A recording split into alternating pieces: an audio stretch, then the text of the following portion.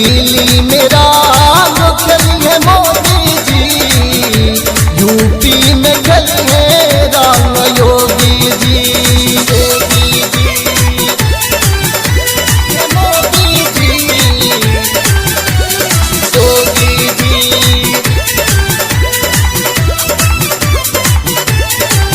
रंग खेलिए मोदी जी, यूपी में खेलिए रंग योगी जी।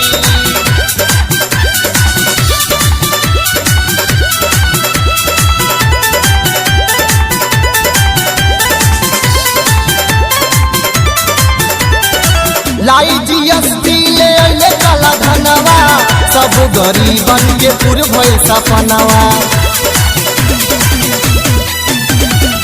लाई जीएसटी ले अइले काला धनवा, सब गरीबन के पूर भइल सपनवा।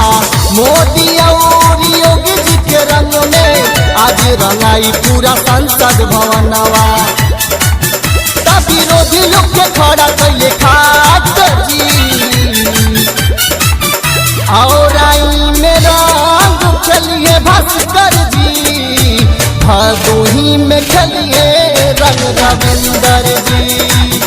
और आई में रंग खेलिए भास्कर जी, भदोही में खेलिए रंग रविंदर जी। मोदी जी, योगी जी,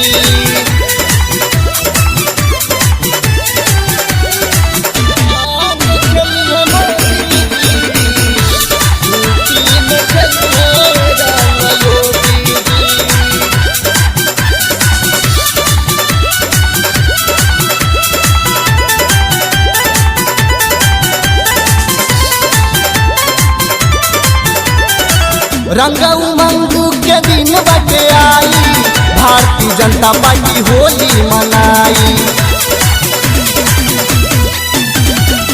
रंग उमंग के दिन बटे आई, भारतीय जनता पार्टी होली मनाई। बीजेपी के बाटे जीत के बधाई, उड़ी गुलाल सब खुशियाँ मनाई।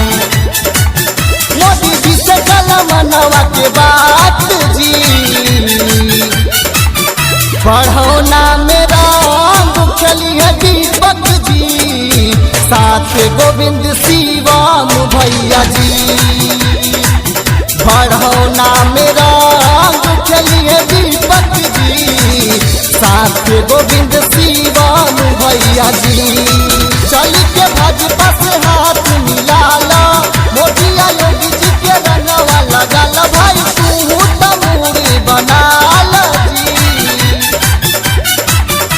दिल्ली में रंग खेलिए मोदी जी, यूपी में खेलिए रंग योगी जी। दिल्ली में रंग खेलिए मोदी जी, यूपी में खेलिए